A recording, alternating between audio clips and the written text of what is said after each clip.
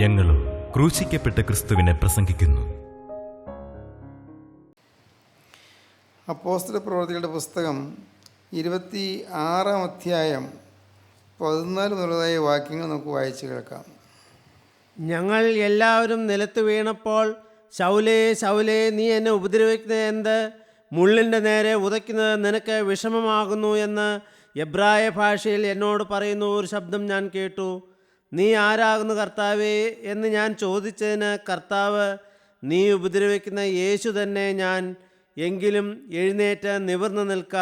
നീ ആരാകുന്നു കർത്താവേ എന്ന് ഞാൻ ചോദിച്ചതിന്, നീ ഉപദ്രവിക്കുന്ന യേശു തന്നെ ഞാൻ. എങ്കിലും നീ എഴുന്നേറ്റ് നിവർന്നു നിൽക്കുക എന്ന് കർത്താവ് പറഞ്ഞു. എഴുന്നേറ്റ് നിവർന്നു നിൽക്കുക. നീ ഉപദ്രവിക്കുന്ന യേശു തന്നെ ഞാൻ. ഒരു പരിഷ്കൃതമായ നഗരമായിരുന്നു അന്ന് ഡമാസ്കസ്. ധാരാളം ആളുകൾ തിങ്ങിപ്പാർക്കുന്നൊരു നഗരമായിരുന്നു. ആ നഗരത്തിൻ്റെ വീതിയിൽ, നഗരത്തോട് അടുത്ത് വരുന്ന സമയത്ത് ഒരു പണ്ഡിതനായ മനുഷ്യൻ പെട്ടെന്ന് നിലത്ത് വീണു. അന്നത്തെ ഗ്രീക്ക് ഫിലോസഫി, യവന തത്വശാസ്ത്രം പഠിച്ചിരുന്ന അപൂർവം പേരിൽ ഒരാളായിരുന്നു ഈ ശൗൽ എന്ന് പറയുന്ന യുവാവ്. നല്ല ബുദ്ധിശാലിയും നല്ല വിദ്യാഭ്യാസമുള്ളവനും നല്ല തത്വജ്ഞാനിയും താർക്കികനും വളരെ മതഭക്തിയുള്ളവനും തീക്ഷ്ണതയുള്ള മതഭക്തിയോടുകൂടി ജീവിക്കുന്നവനും യെരൂശലേം ദേവാലയത്തിലെ സന്നദ്ധി സംഘത്തിലെ അംഗവുമായിരുന്നു ഈ ശൗല്. ശൗലിൻ്റെ കൂടെ വേറെ ആളുകളുണ്ടായിരുന്നു. നോക്കിയപ്പോൾ ശൗൽ മാത്രമല്ല വീണത്, മറ്റുള്ളവരും താഴെ വീണു. പെട്ടെന്നാണ് സംഭവിച്ചത്. പെട്ടെന്ന് ഡമാസ്കസ് പട്ടണത്തിലേക്ക് കടക്കാൻ പോകുകയാണ്. ഡമാസ്കസിലേക്ക് കടക്കാൻ തുടങ്ങുമ്പോൾ, ആ നഗരത്തിൻ്റെ വാതിലിൻ്റെ അടുത്ത് വന്നപ്പോൾ പെട്ടെന്ന് അത്യുജ്വല പ്രകാശം അവർക്ക് ചുറ്റും മിന്നി. വലിയൊരു പ്രകാശം ചുറ്റും മിന്നി. എന്താണോ ഇതിന് കാരണം ആർക്കും മനസ്സിലായില്ല. പെട്ടെന്ന് കണ്ണ് കാണാൻ വയ്യാതായി, കണ്ണ് അഞ്ചിപ്പോയി. അത്ര ശക്തമായ പ്രകാശമായിരുന്നു. ആ പ്രകാശധോരണിയിൽ പെട്ടെന്ന് എല്ലാവരും താഴെ വീണു. ആ താഴെ വീണ് കിടക്കുമ്പോൾ എന്താണ് സംഭവിച്ചതെന്ന് ആർക്കും മനസ്സിലായില്ല.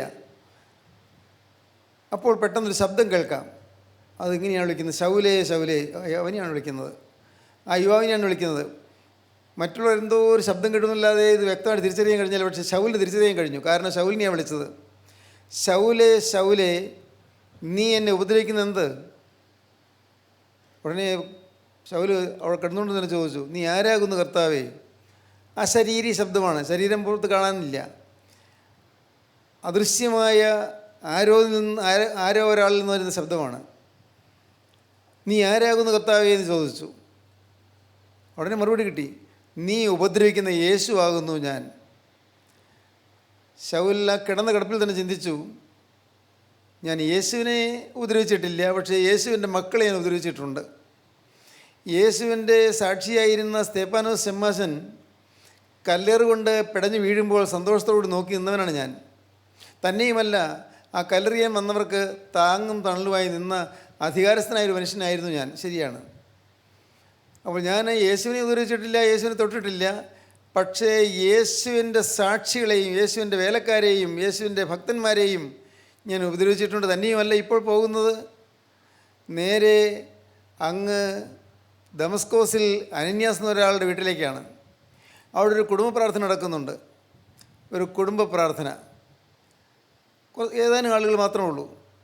ഭക്തന്മാരായ ഏതാനും ആളുകളോട് കൂടി വന്നിട്ടുണ്ട് ഈ ദമസ്കോസിൽ അനന്യാസിൻ്റെ വീട്ടിൽ. അവരെ പിടിച്ചു കെട്ടിക്കൊണ്ട് വരണം, അതിനുള്ള അധികാരപത്രം കയ്യിലുണ്ട്. അറസ്റ്റ് വാറൻറ്റുമായിട്ടാണ് വന്നിരിക്കുന്നത്. ഈ ക്രിസ്തു വിശ്വാസികളെ പീഡിപ്പിക്കുന്ന ആ ഭയാനകമായ ദുരിതത്തിൻ്റെ കാലം 1-ാം നൂറ്റാണ്ട് മുതലേ ഉണ്ട്, ഇന്നുമുണ്ട്. ക്രിസ്തു വിശ്വാസികളെ ഭീഷണിപ്പെടുത്തുകയും അവരെ തടസ്സപ്പെടുത്തുകയും ദേവാലയത്തിൽ പ്രവേശിക്കാതെ അവരെ തടയുകയും ചെയ്യുന്ന ആ പ്രവണത ഇന്നെന്ന പോലെ അന്നും ഉണ്ടായിരുന്നു. ക്രിസ്തു വിശ്വാസികളെ പീഡിപ്പിക്കുന്ന ആ സമൂഹത്തിൻ്റെ നേതാവായിരുന്നു ഈ ശൗല്. ശൗൽ ക്രിസ്തുവിനെ കണ്ടതായിട്ടൊന്നും വേദത്തിൽ പറയുന്നില്ല, കാണുന്നില്ല. പക്ഷേ ശൗൽ ഇപ്പോൾ ക്രിസ്തുവിൻ്റെ ശബ്ദം കേട്ടു. അതൊരത്ഭുതമായിരുന്നു പ്രിയപ്പെട്ടവരെ. പലതരം ചിന്താഗതികളോട് വന്നവരാണ് നിങ്ങൾ പലരും.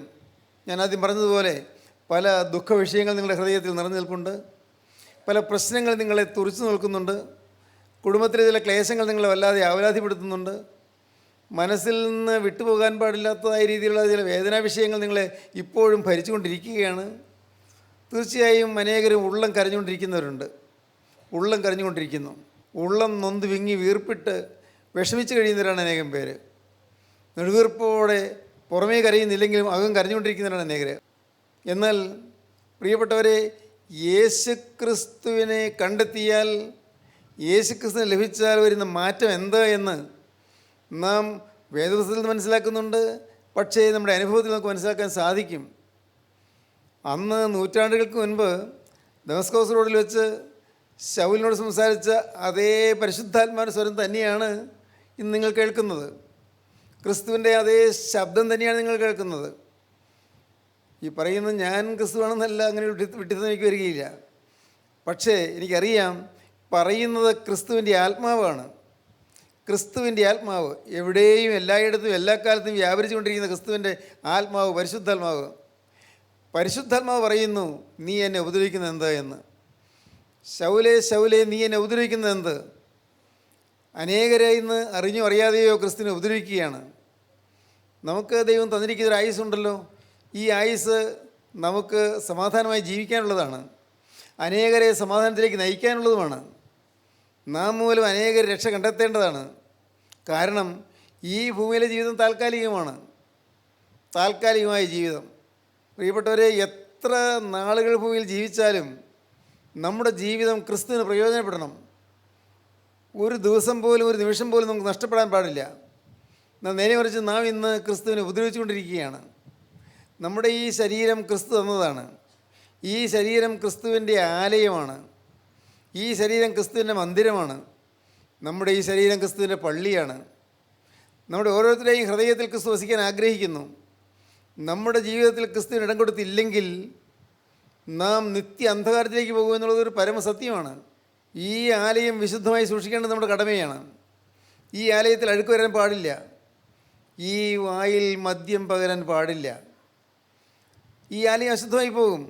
വേദപുസ്തകം പറയുന്നു, എൻ്റെ ആലയം അശുദ്ധമാക്കുന്നതിനെ ഞാൻ നശിപ്പിക്കുമെന്ന്. കൊരിന്ത്യർക്കെഴുതിയ 1-ാമത്തെ ലേഖനം 3-ാം അധ്യായം 16-ാം വാക്യം വായിക്കുമ്പോൾ കാണാം, എൻ്റെ ആലയം വിശുദ്ധമാണ്, എൻ്റെ ആലയം വിശുദ്ധമായി സൂക്ഷിക്കേണ്ടതാണ്, ഈ ആലയം അശുദ്ധമാക്കുന്നതിനെ ഞാൻ നശിപ്പിക്കുമെന്നാണ് കർത്താവ് പറയുന്നത്. വായിക്കാം. നിങ്ങൾ ദൈവത്തിൻ്റെ മന്ദിരമെന്നും ദൈവത്തിൻ്റെ ആത്മാവ് നിങ്ങളിൽ വസിക്കുന്നു എന്നും അറിയുന്നില്ലയോ? നിങ്ങൾ ദൈവത്തിൻ്റെ മന്ദിരമെന്നും ദൈവത്തിൻ്റെ ആത്മാവ് നിങ്ങളിൽ വസിക്കുന്നെന്നും അറിയുന്നില്ലയോ? ദൈവത്തിൻ്റെ മന്ദിരം നശിപ്പിക്കുന്നവനെ ദൈവം നശിപ്പിക്കും. ദൈവത്തിൻ്റെ മന്ദിരം നശിപ്പിക്കുന്നതിനെ ദൈവം നശിപ്പിക്കുന്ന മലയാളത്തിൽ പറഞ്ഞിരിക്കുന്ന വാക്യം, ദൈവത്തിൻ്റെ മന്ദിരം അശുദ്ധമാക്കുന്നതിനെ ദൈവം നശിപ്പിക്കും. I will destroy him the ഡിഫൈലത്ത് my temple. എൻ്റെ ആലയത്തെ ഡിഫൈൽ ചെയ്യുന്നവനെ, അശുദ്ധമാക്കുന്നവനെ ഞാൻ നശിപ്പിക്കും. ദൈവത്തിൻ്റെ ആലയം വിശുദ്ധമല്ലോ. ഈ നമ്മുടെ ശരീരം, നമ്മുടെ മനസ്സ്, നമ്മുടെ ഹൃദയം, നമ്മുടെ ആളത്വം വിശുദ്ധമായി നാം സൂക്ഷിച്ചില്ലെങ്കിൽ നമുക്ക് ശിക്ഷ വരും. ആ ശിക്ഷയാണ് ഇഹത്തിൽ നിന്നേൽക്കുന്ന പല ശാപങ്ങളും പല ദോഷങ്ങളും കടന്നു ചെല്ലുമ്പോൾ ലഭിക്കുന്നതായ നിത്യനരകാഗ്നിയും. ഇവിടെയും സമാധാനം കിട്ടുകയില്ല, കടന്നു ചെല്ലുമ്പോൾ സമാധാനം കിട്ടുകയില്ല. തീരാ ദുരിതം. ഞാൻ ഹോസ്പിറ്റലിൽ ബൈപ്പാസ് സർജറി കഴിഞ്ഞ് കിടക്കുമ്പോൾ ഒരിറ്റ് വെള്ളം എൻ്റെ നാവിൽ കിട്ടിയാൽ കൊള്ളാമെന്ന് ഞാൻ ആഗ്രഹിച്ചു. ഒരിറ്റ് വെള്ളം, ഒരു തുള്ളി വെള്ളം കിട്ടിയാൽ മതി. ഞാൻ വീണ്ടും ഞാൻ രാത്രി ഉറക്കം കിട്ടുന്നില്ല. ഇടയ്ക്കിടയ്ക്ക് ഞാൻ ആ സിസ്റ്ററിനെ വിളിക്കും, സിസ്റ്റർ ഒരു തുള്ളി വെള്ളം. അയ്യോ സാറേ, വെള്ളം തന്നാൽ ചുമ തുടങ്ങുമല്ലോ, പിന്നെ ചുമ നിർത്താൻ വയ്യാതെ വരുമല്ലോ, അതുകൊണ്ടാണ് തരാത്തത്. സിസ്റ്റർ പോയിരിക്കും. രാത്രിയാണ്, പിന്നെയും വിളിക്കും, സിസ്റ്റർ വരും, സിസ്റ്റർ ഒരു തുള്ളി വെള്ളം. സാറേ ഞാൻ എങ്ങനെ തരും, സാറ് പിന്നെ ചുമച്ച വയ്യാതാകുമല്ലോ. ഞാൻ പറഞ്ഞു, ചുണ്ടിലൊന്ന് പഞ്ഞിയിൽ വെള്ളം, പഞ്ഞി വെള്ളത്തിൽ മുക്കിയിട്ടൊന്ന് ചുണ്ടിലൊന്ന് തൊടുവിക്കാമോ? അപ്പോൾ സിസ്റ്റർ വിഷമിച്ചാണെങ്കിലും പഞ്ഞി വെള്ളത്തിൽ മുക്കിയിട്ട് എൻ്റെ ചുണ്ടിൽ തൊടുവിച്ചു. എന്തൊരു സന്തോഷം, എന്തൊരു സമാധാനം. ഞാൻ ഓർത്തുപോയി, ഒരു തുള്ളി വെള്ളത്തിന് വേണ്ടി ഇത്രയും ദാഹിക്കുന്നു. അപ്പോൾ പെട്ടെന്ന് എൻ്റെ മനസ്സിലേക്ക് വന്ന ചിന്ത ഇതാണ്, കടന്നു പോയതിന് ശേഷം ധനവാനായ മനുഷ്യൻ, കർത്താവ് പറഞ്ഞ ആ സംഭവത്തിൽ ധനവാനായ മനുഷ്യൻ കടന്നു പോയതിന് ശേഷം പാതാളത്തിൽ യാതന അനുഭവിക്കുമ്പോൾ ഒരു തുള്ളി വെള്ളത്തിന് വേണ്ടി കരയുകയാണ്. ഇബ്രാഹാം പിതാവേ, എന്നോട് കരുണയുണ്ടാകണമേ, ആ ലാസർ വിരലിൻ്റെ അറ്റം വെള്ളത്തിൽ മുക്കി എന്നെ നാവിനെ തണുപ്പിക്കേണ്ടതിന് അവനെ ഒന്നിങ്ങോട്ട് അയക്കണമേ എന്ന്. ഞാനതാണ് ഓർത്തത്. അപ്പോൾ നരകത്തിൽ ചെല്ലുമ്പോൾ അവിടെ നിത്യമായ ദാഹമാണ്, ഒരിക്കലും തീരാത്ത ദാഹമാണ്. ഇവിടെ ഇന്ന് വെള്ളം തൽക്കാലം തന്നില്ലെങ്കിലും നാളെയെങ്കിലും കുടിക്കാമെന്ന് പ്രതീക്ഷിക്കാം. ഇന്ന് രോഗമാണ്, വെള്ളം തരാൻ പാടില്ല, ചുമച്ചു പോകും, ശരി. പക്ഷേ ഈ രോഗം മാറും, നാളെയെങ്കിലും വെള്ളം കുടിക്കാൻ പറ്റും. മറ്റതോ ഒരു ദിവസമല്ല, 10 ദിവസമല്ല, 1000 ദിവസമല്ല, 10,000 കോടി വർഷങ്ങളല്ല, നിത്യത മുഴുവനും, അനന്തമായ നിത്യത. നരകത്തിൻ്റെ ഭീകരമായ അഗ്നിയിൽപ്പെട്ട് ഞെരിയേണ്ടി വരും, പൊരിയേണ്ടി വരും. പ്രിയപ്പെട്ടവരെ, ഈ ലോകത്തിൽ ജീവിക്കുമ്പോൾ നമ്മുടെ ഈ ശരീരം അശുദ്ധിക്ക് വിട്ടുകൊടുക്കരുത്, മദ്യത്തിന് വിട്ടുകൊടുക്കരുത്, കഞ്ചാവിനും സിഗരറ്റിനും വിട്ടുകൊടുക്കരുത്, അശുദ്ധമായ ചിത്രങ്ങൾ കാണാൻ നമ്മുടെ കണ്ണിനെ വിട്ടുകൊടുക്കരുത്. ഈ കണ്ണ് വിശുദ്ധമാണ്, ദൈവം തന്ന വിശുദ്ധിയുള്ള കണ്ണുകളാണ്. ദൈവത്തിൻ്റെ വചനം വായിക്കാനും ദൈവത്തിൻ്റെ വചനം ധ്യാനിക്കാനും ദൈവത്തിൻ്റെ തിരുമുഖശോഭ കാണുവാനുള്ളതായ കണ്ണുകളാണ്. ഈ നാവ് യേശുവിനെ സ്തുതിക്കാനുള്ള നാവാണ്, യേശുവിൻ്റെ വചനം പറയാനുള്ള നാവാണ്. ഇത് അശുദ്ധമായ വാക്കുകൾ പറയാനുള്ളതല്ല, അസഭ്യ വാക്കുകൾ പറയാൻ പാടില്ല, അശ്ലീല വാക്കുകൾ പറയാൻ പാടില്ല, അബദ്ധങ്ങൾ പറയാൻ പാടില്ല, നുണ പറയാൻ പാടില്ല. ഈ നാവ് വിശുദ്ധമാണ്, ദൈവത്തിൻ്റെ ആലയമാണിത്, ദൈവത്തിൻ്റെ മന്ദിരമാണിത്, വിശുദ്ധമായി സൂക്ഷിക്കേണ്ടതാണ്. ഇല്ലെങ്കിലോ I will destroy him the defileth my temple, ഞാൻ എൻ്റെ ആലയത്തെ അശുദ്ധമാക്കുന്നതിന് ഞാൻ നശിപ്പിക്കുമെന്ന് കർത്താവ് പറയുന്നു. പ്രിയപ്പെട്ടവർ, ഇതൊക്കെ നിങ്ങൾ കേട്ടിട്ടുണ്ടാവുമല്ലോ, അറിയാമല്ലോ. എന്നാൽ നമ്മളത് പാലിക്കുന്നുണ്ടോ? ശൗലേ ശൗലേ, നീ എന്നെ ഉപദ്രവിക്കുന്നത് എന്ന ശബ്ദം കേട്ടു. ശൗൽ, നീ ആരാകുന്നു കർത്താവേ എന്ന് ചോദിച്ചു. കിടന്ന കിടപ്പിൽ നീ ആരാകുന്നു കർത്താവേ, ഞെട്ടലോടെയാണ് ചോദിച്ചത്. അപ്പോഴാണ് മറുപടി, നീ ഉപദ്രവിക്കുന്ന യേശു ആകുന്നു ഞാൻ. സ്തോത്രം. എങ്കിലും നീ ഉപദ്രവിക്കുന്നതിനാണെങ്കിലും എഴുന്നേറ്റ് നിവർന്ന് നിൽക്കുക, അതൊരാശ്വാസമാണ്. ഇത്രയും കാലം ഉപദ്രവിച്ചുവെങ്കിൽ ഇപ്പോൾ നീ എഴുന്നേൽക്ക്. ഇത്രയും കാലം നീ എന്നെ ഉപദ്രവിച്ചു, ഇത്രയും കാലം നീ എന്നെ കഷ്ടപ്പെടുത്തി, ഇത്രയും കാലം നീ എന്നെ ഉപദ്രവിച്ചു, നിന്നെ വേദനിപ്പിച്ചു, നീ എന്നെ വേദനിപ്പിച്ചു. എന്നാൽ ഇപ്പോൾ നീ ഒരു കാര്യം ചെയ്യൂ, എങ്കിലും നീ എഴുന്നേറ്റ് നിവർന്ന് നിൽക്കുക. നീ ഉപദ്രവിക്കുന്ന യേശു ആകുന്നു ഞാൻ, എങ്കിലും എഴുന്നേറ്റ് നിവർന്ന് നിൽക്കുക. ദൈവത്തിന് സ്തോത്രം. എഴുന്നേൽക്കാൻ പറയുന്നു, നിവർന്ന് നിൽക്കാൻ പറയുന്നു. സഹോദരങ്ങളെ, ഞാൻ വളരെ എളിമയോടെ നിങ്ങൾ പറയട്ടെ, നിങ്ങൾ അനേകം പേര് ഇന്ന് നിവർന്ന് നിൽക്കാൻ വയ്യാതെ കിടക്കുകയാണ്. ഭാരങ്ങൾ കൊണ്ട് നിവർന്ന് നിൽക്കാൻ വയ്യാത്തവരുണ്ട്, രോഗങ്ങൾ കൊണ്ട് നിവർന്ന് നിൽക്കാൻ വയ്യാത്തവരുണ്ട്, ഉള്ളിലെ ഭാര ചുമടുകൾ കൊണ്ട്, ഹൃദയം മുഴുവൻ വലിയ ആകുല ഭാരം കൊണ്ട് നിവർന്ന് നിൽക്കാൻ വയ്യാത്തവരുണ്ട്. തോളിൽ വലിയ ചുമണ്ടിരിക്കുന്നുണ്ട്, പുറമേ കാണാൻ ചുമടില്ല, തോളിൽ വലിയ ചുമണ്ടിരിക്കുന്നതുകൊണ്ട് നിവർന്ന് നിൽക്കാൻ കഴിയാത്തവരുണ്ട്. ആകുലങ്ങളിലും ഭാരങ്ങളിലും നട്ടം തിരിഞ്ഞ് വലയുന്ന മനുഷ്യൻ ഈ നിവർന്ന് നിൽക്കാൻ സാധിക്കാതെ അവൻ കുനിഞ്ഞ് നടക്കുകയാണ്. അവനിന്ന് താഴോട്ട് നോക്കിയാണ് നടക്കുന്നത്. ഈ ഭൂമിയിലെ കാര്യം അന്വേഷിക്കാൻ നോക്കുന്നുള്ളൂ. ഈ ഭൂമിയിലെ കാര്യങ്ങൾ അന്വേഷിച്ചിട്ടോ ഒരു എത്തും പിടിയും കിട്ടുന്നുമില്ല, ഒരിടത്തും സമാധാനം കിട്ടുന്നില്ല. എവിടെയുണ്ട് സമാധാനം? സമാധാനം കിട്ടുമെന്ന് വിചാരിച്ച് വേണമെങ്കിൽ തീർത്ഥയാത്ര ചെയ്ത് നോക്കും, അതല്ലെങ്കിൽ പള്ളിപ്പെരുന്നാൾ ഏറ്റൊഴിച്ച് നോക്കും, അതല്ലെങ്കിൽ വഴിപാടുകൾ ഒഴിച്ച് നോക്കും, പലതരത്തിലുള്ളതായി പുണ്യപ്രവൃത്തികൾ ചെയ്തു നോക്കും, സാധുജന സംരക്ഷണത്തിന് വേണ്ടി പലതും നാം ചെയ്തു നോക്കും. എന്നാൽ നമുക്ക് സമാധാനം കിട്ടുവാൻ ഇതൊന്നുകൊണ്ടും സാധിക്കാതെ ഇന്ന് മനുഷ്യൻ വലയുകയാണ്. എഴുന്നേറ്റ് നിവർന്ന് നിൽക്കുക എന്ന് കർത്താവ് പറയുന്നു. എഴുന്നേറ്റ് നിവർന്ന് നിൽക്കുക. ഇന്ന് തളർന്നിരിക്കുന്നവർ, വാടിയിരിക്കുന്നവർ, അപകർഷതാബോധം കൊണ്ട് മുഖം കുനിഞ്ഞു പോയവർ എഴുന്നേൽക്കാൻ കർത്താവ് പറയുന്നു. നിങ്ങൾ അനേകം പേരങ്ങനെയാണ്, ഞാനങ്ങനെ ആയിരുന്നു. അപകർഷതാബോധം, മറ്റുള്ളവരുടെ ഒപ്പം എത്താൻ പറ്റുന്നില്ലല്ലോ, ഒരേപോലെ ആകാൻ പറ്റുന്നില്ലല്ലോ എന്നുള്ളൊരു ദുഃഖം എനിക്ക്. 17 വയസ്സ് വരെ ആ ദുഃഖം ഞാൻ പേറി നടന്നു. എനിക്ക് ഒരു വയസ്സിൽ അപ്പൻ മരിച്ചു, നിങ്ങൾക്കറിയാമല്ലോ. 17 വയസ്സ് വരെ ഞാൻ ദുഃഖത്തിൻ്റെ ഒരു പ്രതീകമായിരുന്നു. എന്നും കണ്ണീരും കയ്യും. 30-ാമത്തെ വയസ്സിൽ വിധവയായ എൻ്റെ പാവപ്പെട്ട അമ്മ എന്നും കരയുന്നത് കൊണ്ട് ഞാനും കരയുമായിരുന്നു. ആരും ഒരു തുണയില്ലാത്ത വിധത്തിൽ വളരെ വലഞ്ഞാണ് ഞങ്ങൾ കഴിഞ്ഞത്, വിഷമിച്ചാണ് കഴിഞ്ഞത്. കൃഷി ഉണ്ടായിരുന്നുകൊണ്ട്, പാടത്ത് നെൽകൃഷി ഉണ്ടായിരുന്നുകൊണ്ട് ആഹാരത്തിന് വാങ്ങൊന്നും ഉണ്ടായിരുന്നില്ല. ദൈവം കൃപ ചെയ്ത് ജോലി ചെയ്യാനുള്ള ആളുകളുണ്ടായിരുന്നു, വേലക്കാരൊക്കെ ഉണ്ടായിരുന്നു. പക്ഷേ പെട്ടെന്നായിരുന്നു അപ്പൻ്റെ മരണം. അപ്പന് ബിസിനസ് ഉണ്ടായിരുന്നു, ആ ബിസിനസ്സിൻ്റെ നല്ല നല്ല നിലവാരവും ഉണ്ടായിരുന്നു, ഉയർന്ന നിലവാരം ഉണ്ടായിരുന്നു. പക്ഷെ അപ്പം മരിച്ചതോടുകൂടി എല്ലാം തകർന്നു. എല്ലാം പെട്ടെന്നെല്ലാം നിശ്ചലമായി. പെട്ടെന്ന് വളർന്നു വന്ന ഒരു കുടുംബം അത് പെട്ടെന്ന് താണുപോയി. പ്രിയപ്പെട്ടവരെ, അപകർഷതാബോധം കൊണ്ട് എൻ്റെ അമ്മയുടെ മുഖം താണു, എൻ്റെ മുഖം താണു, എൻ്റെ പെങ്ങളുടെ മുഖം താണു. ഞങ്ങൾ 3 പേരെ വീട്ടിലുള്ളൂ.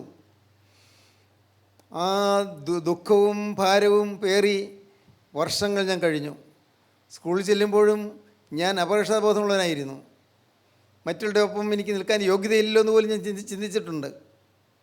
ഒരവസരത്തിൽ എൻ്റെ ഒരു ക്ലാസ്മേറ്റ് ആയിട്ടുള്ള ഒരാൾ, ഇന്ന് അദ്ദേഹം PhD എല്ലാം കഴിഞ്ഞ് യൂണിവേഴ്സിറ്റിയിലെ അധ്യാപകനാണ്.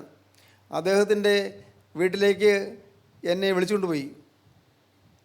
ആ വീട്ടിൽ ചെന്നപ്പോൾ അവിടെ ആ വീട്ടിലെ സൗകര്യങ്ങളെല്ലാം കണ്ടപ്പോൾ ഞാൻ പിന്നെയും താണു. എനിക്ക് ഇതൊന്നും ഇതിൽ സാഹചര്യമില്ലല്ലോ എന്ന്, ഈ സാഹചര്യങ്ങളൊന്നും എനിക്കില്ലല്ലോ എന്ന് ഞാൻ ഓർത്തു. ദൈവത്തിന് സ്തോത്രം. എന്നാൽ 17-ാമത്തെ വയസ്സിൽ ഒരത്ഭുതം നടന്നു. അത് ഞാൻ പറയാറുള്ളതാണ്. ഒരത്ഭുതം നടന്നു. നിങ്ങൾ ഈ ഇരിക്കുന്നത് പോലെ ഞാനും വന്ന് ഒരു യോഗത്തിന് വന്നിരുന്നു. അത് ഞങ്ങളുടെ പള്ളിക്കകത്തായിരുന്നു. ആദ്യമൊന്നും ഞാൻ ശ്രദ്ധിച്ചില്ല. കാരണം ഈ വചനം കേൾക്കുക എന്ന് പറഞ്ഞാൽ പാവം വിടണമെന്നല്ലേ പറയുന്നത്. എനിക്ക് വിടാൻ പാവമൊന്നും ഇല്ലല്ലോ. കാരണം ഞാൻ പ്രാർത്ഥിക്കുന്നവനാണ്, പള്ളിയിൽ പോകുന്നവനാണ്, നമസ്കാരം ചൊല്ലുന്നവനാണ്, നോമ്പ് നോക്കുന്നവനാണ്. എനിക്ക് പറയത്തക്ക പ്രശ്നങ്ങളൊന്നുമില്ല. ആ കാലത്തും ഞാൻ താഴെ ഒരു അയ്മേനി ആണെങ്കിലും ഞാൻ അവിടെ നടയിൽ കയറി നിന്ന് ഞാൻ സ്ലിഹ വായിക്കാറുണ്ട്. ഞാൻ കുർബാനയ്ക്ക് മുമ്പ് പഴം വായിക്കാറുണ്ട്.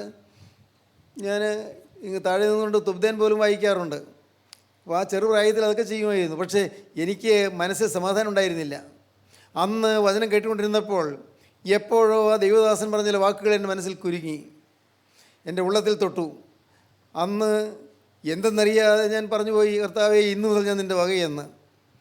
എൻ്റെ ഹൃദയം ചീഞ്ഞിരിക്കുന്നത് എനിക്ക് മനസ്സിലായി. അകത്ത് തിന്മയുണ്ട്, അകത്ത് വൈരാഗ്യമുണ്ട്, അകത്ത് പകയുണ്ട്, അകത്ത് വിദ്വേഷമുണ്ട്, അകത്ത് അസൂയയുണ്ട്, അകത്ത് സ്വാർത്ഥതയുണ്ട്, അഹംഭാവമുണ്ട്. ഇതെല്ലാം അപ്പോഴാണ് എനിക്ക് തെളിഞ്ഞു വരുന്നത്. ഞാൻ മുൻകോപിയായിരുന്നു, പെട്ടെന്ന് കോപിക്കുമായിരുന്നു. ഇങ്ങനെയെല്ലാം ഉള്ള മനുഷ്യന് നിവർന്നു നിൽക്കാൻ യോഗ്യതയില്ലായിരുന്നു. പക്ഷേ അന്ന് ഞാൻ ആ വചനം കേട്ടപ്പോൾ തീരുമാനിച്ചു, കർത്താവേ, ഇന്നു മുതൽ ഞാൻ നിൻ്റെ വക. ദൈവത്തിന് സ്തോത്രം. പ്രിയപ്പെട്ടവരെ, അനുഭവം പറയട്ടെ. അന്ന് യേശുക്രിസ്തു എൻ്റെ ഉള്ളത്തിലേക്ക് എഴുന്നള്ളി വന്നു. വചനം കേട്ടുകൊണ്ടിരുന്നപ്പോൾ യേശുക്രിസ്തുവിൻ്റെ ഹൃദയത്തിലേക്ക് കടന്നു വന്നു. ഞാൻ വീണ്ടും പറയും, യേശു എൻ്റെ ഹൃദയത്തിൽ ഇരിപ്പുറപ്പിച്ചു. സ്തോത്രം. ഈ കണ്ട വർഷങ്ങളെല്ലാമായി യേശു എന്നെ കരം പിടിച്ചത് നടത്തുന്നു. ഞാൻ യേശുവിൻ്റെ വേലക്കാരനായി മാറി. വടവൂർ രാജകൃഷ്ണ സ്കൂളിൽ ഞാൻ പഠിപ്പിച്ചുകൊണ്ടിരുന്ന സമയത്ത് അന്ന് ഞാൻ സുവിശേഷകനായിരുന്നു. ഞാൻ ദൈവവചനം സ്കൂളിലെ കുട്ടികൾക്ക് ഞാൻ വചനം പറഞ്ഞു കൊടുക്കുമായിരുന്നു. ക്ലാസ്സിലല്ല, ജനറൽ ക്ലാസ്സിലല്ല. ക്ലാസ് കഴിഞ്ഞതിന് ശേഷം 4 മണിക്കാണ് ക്ലാസ് കഴിയും. 4 മണിക്ക് ശേഷം ഒരു 1/4 മണിക്കൂർ നേരം ഞാൻ ബൈബിൾ ക്ലാസ് എടുത്തിരുന്നു വടവൂർ സ്കൂളിൽ. ഞാൻ കോളേജിൽ ചെന്നപ്പോൾ കോളേജിലും ഞാൻ 3:30 ക്ലാസ് കഴിഞ്ഞാൽ കുട്ടികളെ വിളിച്ചു വരുത്തും, അവർക്ക് ബൈബിൾ ക്ലാസ് കൊടുത്തിരുന്നു. അവസാന കാലമായപ്പോഴേക്കും അതൊന്നും സാധിക്കാത്ത രീതിയിലായിപ്പോയി. കാര്യങ്ങളെല്ലാം ഉദാളത്തിലായി. കാരണം കക്ഷി വഴക്കും മറ്റും വന്നപ്പോഴേക്കും പല കുട്ടികളും ബൈബിൾ ക്ലാസ്സിൽ വരാതായി. അങ്ങനെ അത് നിലനിർത്താൻ പറ്റിയില്ല. ദൈവത്തിന് സ്തോത്രം. പ്രിയപ്പെട്ടവരെ, ക്രിസ്തു അന്ന് എൻ്റെ ഉള്ളത്തിലേക്ക് വന്നതോടുകൂടി ഞങ്ങളുടെ കുടുംബം പ്രകാശമുള്ളതായി തീർന്നു. അമ്മയ്ക്ക് മുഖത്ത് പ്രകാശം വന്നു, പെങ്ങൾക്ക് മുഖത്ത് പ്രകാശം വന്നു, എൻ്റെയും ഉള്ളിൽ പ്രകാശം വന്നു. സമാധാനമായി. ഇന്നെനിക്ക് ഒന്നേ നിങ്ങളോട് പറയാനുള്ളൂ, നിങ്ങൾ എഴുന്നേറ്റ് നിവർന്ന് നിൽക്കുക. ഇതുവരെയും ക്രിസ്തുവിനെ ഉപദ്രവിച്ചു, ശരിയാണ്. ഇതുവരെയും ക്രിസ്തുവിനെ വേദനിപ്പിച്ചു, ശരിയാണ്. ഓരോ അവയവം കൊണ്ട് ക്രിസ്തുവിനെ വേദനിപ്പിച്ചു. പിരാകുന്ന വാക്കുകൾ, ശാപവാക്കുകൾ, ചീത്ത വാക്കുകൾ, ആഭാസവാക്കുകൾ, എന്തെല്ലാം വന്നു. പ്രിയപ്പെട്ടവരെ, എന്നാൽ ഇന്ന് കർത്താവായ യേശു ക്രിസ്തു സ്നേഹത്തോട് പറയുന്നു, എങ്കിൽ എഴുന്നേറ്റ് നിവർന്ന് നിൽക്കുക. നീ എന്നെ ഉപദ്രവിച്ചു, ഇത്രയും കാലം എന്നെ ഉപദ്രവിച്ചു, നിൻ്റെ ശരീരത്തെ നീ മലിനമാക്കി. എന്നാൽ ഇപ്പോൾ നീ എഴുന്നേറ്റ് നിവർന്ന് നിൽക്കുക. മദ്യപാനത്തോട് യാത്ര പറയുക, ചീത്ത കൂട്ടുകെട്ടിൽ യാത്ര പറയുക, വെറിക്കൂത്തിനോട് യാത്ര പറയുക, ചീട്ടുകൾ സംഘത്തോട് യാത്ര പറയുക. പ്രിയപ്പെട്ടവരെ, ചീത്ത പടങ്ങൾ കാണുന്ന രംഗങ്ങളോട് യാത്ര പറയുക. എല്ലാം വിട്ടുകളയുക. എങ്കിലും എഴുന്നേറ്റ് നിവർന്ന് നിൽക്കുക. ഇന്ന് കർത്താവിൻ്റെ കൃപ നിങ്ങളെ സന്ധിക്കുകയാണ്. കർത്താവ് നിങ്ങൾ വിളിക്കുകയാണ്. എഴുന്നേൽക്കുക എന്നാണ് പറയുന്നത്. എഴുന്നേൽക്കാൻ മനസ്സുണ്ടോ? എഴുന്നേറ്റ് നിവർന്ന് നിൽക്കുക. ഉറങ്ങുന്നവനെ ഉണർന്ന് മരിച്ചവരിൽ നിന്ന് എഴുന്നേൽക്കുക. എന്നാൽ ക്രിസ്തു നിൻ്റെ മേൽ പ്രകാശിക്കും. ക്രിസ്തുവിൻ്റെ പ്രകാശം കിട്ടുവാനായി നിങ്ങൾ എഴുന്നേൽക്കുക. എഴുന്നേറ്റ് നിവർന്ന് നിൽക്കുക. ആ തീരുമാനം നിങ്ങൾക്ക് എടുക്കാൻ പറ്റുമോ? ഇപ്പോൾ ഞാൻ ഈ വാക്കുകൾ പറഞ്ഞുകൊണ്ടിരിക്കുമ്പോൾ തന്നെ നിങ്ങളുടെ അരികത്തേക്ക് യേശു വന്നിട്ടുണ്ട്. നിങ്ങൾക്ക് വിശ്വസിക്കാമോ? സത്യം പ്രിയപ്പെട്ടവരെ, യേശു നമ്മുടെ ഇടയിലുണ്ട്. ഞാനിങ്ങോട്ട് വന്ന് ഇരിക്കുന്നതിന് മുൻപ് ഞാൻ ഒന്നേ കർത്താവിനോട് പറഞ്ഞുള്ളൂ, കർത്താവേ, ഞാനിവിടെ ഇരിക്കുന്നു മാത്രമേ ഉള്ളൂ. എൻ്റെ കർത്താവേ, നീ നിൻ്റെ ജനത്തോട് സംസാരിക്കണം, നിൻ്റെ മക്കളോട് നീ സംസാരിക്കണം. ഞാനൊരു പാവിയായി ഇരുന്നു കൊള്ളാം. ഹല്ലേലൂയ, ദൈവത്തിന് സ്തോത്രം. അങ്ങനെ പറഞ്ഞിട്ടാണ് ഞാൻ ഇവിടെ വന്നിരുന്നത്. എനിക്കറിയാം യേശു ഇവിടെ വന്നിട്ടുണ്ട് എന്ന്. യേശുവിൻ്റെ സാന്നിധ്യം നിറസാന്നിധ്യം തന്നിരിക്കുകയാണെന്ന്, നിറവോടെ സാന്നിധ്യം തന്നിരിക്കുകയാണ്. കർത്താവ് നിങ്ങളുടെ ഇടയിലൂടെ സഞ്ചരിക്കുന്നുണ്ട്. നിങ്ങൾക്ക് എന്തെല്ലാം പറയാനുണ്ട്, എന്തെല്ലാം അവനോട് ബോധിപ്പിക്കാനുണ്ട്, എല്ലാം തുറന്നു പറയാം. ഒന്നും ലജ്ജിക്കേണ്ട, എല്ലാം അവനറിയാം. പക്ഷേ നീ തുറന്നു പറഞ്ഞാൽ നിനക്ക് മോചനം കിട്ടും. പ്രിയപ്പെട്ടവരെ, എല്ലാ പാവവും കഴുകിത്തരും, എല്ലാ പാവവും ക്ഷമിച്ചു തരും, എല്ലാ പാവവും പുറത്തു തരും. സമാധാനം നിങ്ങൾക്ക് ധാരാളമായി തരും. സമാധാനം തരും. നിങ്ങളുടെ കുടുംബത്തിൽ ശാന്തി തരും. കുടുംബത്തിലെ അലൗഹ്യങ്ങൾ മാറും. കുടുംബത്തിലെ വഴക്കുകൾ മാറും. കുടുംബത്തിലെ കലക്കങ്ങൾ മാറും. അഭിപ്രായ വ്യത്യാസങ്ങൾ മാറും. സമാധാനം ഉണ്ടാകും. സഹോദരങ്ങളും തമ്മിൽ സന്തോഷമാകും, ഐക്യമാകും, നിരപ്പാകും. എല്ലാവരും തമ്മിൽ സമാധാനമായി തരുന്ന ഒരു നല്ല പുലരി നിങ്ങൾക്ക് ലഭിക്കുന്നല്ല, നല്ലൊരു പ്രഭാതം നിങ്ങൾക്ക് ലഭിക്കും. വേണമോ നിങ്ങൾക്ക് ഈ ഭാഗ്യം? വേണമോ? എങ്കിൽ നിങ്ങൾ ഇപ്പോൾ നിങ്ങളുടെ തലകളെ നിങ്ങൾ ഉണക്കുക, കണ്ണുകളെ നിങ്ങൾ അടയ്ക്കുക. കർത്താവോട് നിങ്ങൾ പറയുക, കർത്താവേ, ഞാനിതാ വീണ്ടും സമർപ്പിക്കുന്നു. എൻ്റെ യേശുവേ, സാത്താനെ ഉപേക്ഷിക്കുന്നു. മിശിഹായെ ഞാൻ സ്വീകരിക്കുന്നു. എൻ്റെ യേശുവേ, ഇപ്പോൾ ഞാനിതാ വീണ്ടും സമർപ്പിക്കുന്നു. സാത്താനെ ഉപേക്ഷിക്കുന്നു. മിശിഹായെ ഞാൻ സ്വീകരിക്കുന്നു. എൻ്റെ യേശുനാഥ, എനിക്ക് വേണ്ടി കുറ്റമില്ലാത്ത രക്തം ചിന്തിയ പരിശുദ്ധനായ യേശുവേ, ഇപ്പോൾ ഞാൻ എൻ്റെ ഹൃദയത്തിലേക്ക് നിന്നെ സ്വീകരിക്കുന്നു. നാഥ, എൻ്റെ ഹൃദയത്തിലേക്ക് എഴുന്നള്ളി വരണമേ. നാഥ, നിൻ്റെ ആണിപ്പാടുള്ള പാദം കൊണ്ട് ചവിട്ടി ചവിട്ടി എൻ്റെ കർത്താവേ, എൻ്റെ ഹൃദയത്തിൽ കടന്നു വന്നിരിക്കണമേ. ഹല്ലേലൂയ. എൻ്റെ യേശുവേ, പിതാവിൻ്റെ വലതുഭാഗത്തിരിക്കുന്ന പുത്രനമ്പുരാൻ ഇപ്പോൾ എഴുന്നേറ്റ് വന്ന് നിങ്ങളുടെ ഹൃദയത്തിൽ ഇരിപ്പാൻ ആഗ്രഹിക്കുന്നുണ്ട്. ദൈവത്തിന് സ്തോത്രം. ആര് യേശുവിനെ വഹിക്കും? ദൈവത്തിന് സ്തോത്രം. പാവപ്പെട്ട കഴുത, ബുദ്ധിയില്ലാത്ത ജീവി, യേശുവിനെ ചുമന്നതുപോലെ യേശുവിനെ വഹിച്ചുകൊണ്ടിന് പോകാൻ ആർക്ക് താല്പര്യമുണ്ട്? ഇതാ യേശു നിങ്ങളുടെ അരികത്ത് വന്ന് നിങ്ങൾ വിളിക്കുകയാണ്, പേര് ചൊല്ലി വിളിക്കുകയാണ്. ശൗലേ, ശൗലേ, നീ എന്നെ ഉപദ്രവിക്കുന്നത് എന്ത് എന്ന് വിളിച്ച അതേ സ്വരം തന്നെയാണ് നിങ്ങൾ വിളിക്കുന്നത്. യാക്കോബേ, യാക്കോബേ എന്ന് വിളിച്ച അതേ ശബ്ദം തന്നെയാണ് നിങ്ങളെയും വിളിക്കുന്നത്. ദൈവത്തിന് സ്തോത്രം. മാർത്തേ, മാർത്തേ എന്ന് വിളിച്ച അതേ സ്വരം തന്നെയാണ് നിങ്ങളെയും വിളിക്കുന്നത്. ശിമോനെ, ശിമോനെ എന്ന് വിളിച്ച അതേ സ്വരം തന്നെയാണ് നിങ്ങൾ വിളിക്കുന്നത്. ദൈവത്തിന് സ്തോത്രം. കർത്താവ്, കരുണയുള്ള കർത്താവ്, ശമൂവേലേ, ശമൂവേലേ എന്ന് വിളിച്ചു. ആ സ്വരം തന്നെയാണ് ഇപ്പോൾ കേൾക്കുന്നത്. നിങ്ങളുടെ കാതുകളിലെ സ്വരമെന്ന് ആഞ്ഞടിക്കുമ്പോൾ നിങ്ങൾ ദൈവത്തോട് പറയണം, കർത്താവേ, ഇന്നു മുതൽ ഞാൻ നിൻ്റെ വക, നിൻ്റെ മാത്രം വക, നിൻ്റെ സ്വന്തം എന്ന് നിങ്ങൾ പറയുക. യേശുവേ, നീ എൻ്റെ സ്വന്തം, ഞാൻ നിൻ്റെ സ്വന്തം. ഹല്ലേലൂയ. യേശുവേ, നീ എൻ്റെ സ്വന്തം, ഞാൻ നിൻ്റെ സ്വന്തം. ഹല്ലേലൂയ. എൻ്റെ യേശുവേ, നീ എൻ്റെ സ്വന്തം, ഞാൻ നിൻ്റെ സ്വന്തം. ഹല്ലേലൂയ. അങ്ങനെ തീരുമാനമുള്ളവർ കരങ്ങളൊന്ന് ഉയർത്താമോ? ഞാൻ നിങ്ങൾക്ക് വേണ്ടി പ്രാർത്ഥിക്കാം. ഹല്ലേലൂയ. ഇരുകർ ഉയർത്തിക്കൊണ്ട് നിങ്ങളുടെ തീരുമാനം കർത്താവോട് പറയുക, രഹസ്യമായി കർത്താവോട് പറയുക. ഹൃദയത്തിൻ്റെ തീരുമാനം കർത്താവ് കണ്ടുകൊള്ളുമല്ലോ. ദൈവത്തിന് സ്തോത്രം. ഇരുകർ ഉയർത്തിപ്പിടിച്ചുകൊണ്ട്, കർത്താവേ, നീ എൻ്റെ സ്വന്തം, ഞാൻ നിൻ്റെ സ്വന്തം. ഹല്ലേലൂയ. കാരുണ്യവാനായ ഞങ്ങളുടെ സ്വർഗീയ പിതാവേ, ഈ മഹത്വപൂർണ്ണമായ സമയത്തിനായി നന്ദിയോടെ സ്തോത്രം. അവിടെ ഞങ്ങളുടെ മധ്യത്തിൽ ഉള്ളതിനായി നന്ദിയോടെ സ്തോത്രം. കർത്താവേ, രോഗികളെ അവിടെ തൊട്ടതിനായി സ്തോത്രം. മനസ്സ് നൊന്തിരിക്കുന്നവർക്ക് ആശ്വാസം പകർന്നതിനായി സ്തോത്രം. എൻ്റെ കരുണയുള്ള കർത്താവേ, അവിടെ ഞങ്ങളുടെ മധ്യത്തിൽ നിന്നുകൊണ്ട് നിൻ്റെ മക്കളെ സന്ദർശിക്കുന്നതിനായി സ്തോത്രം.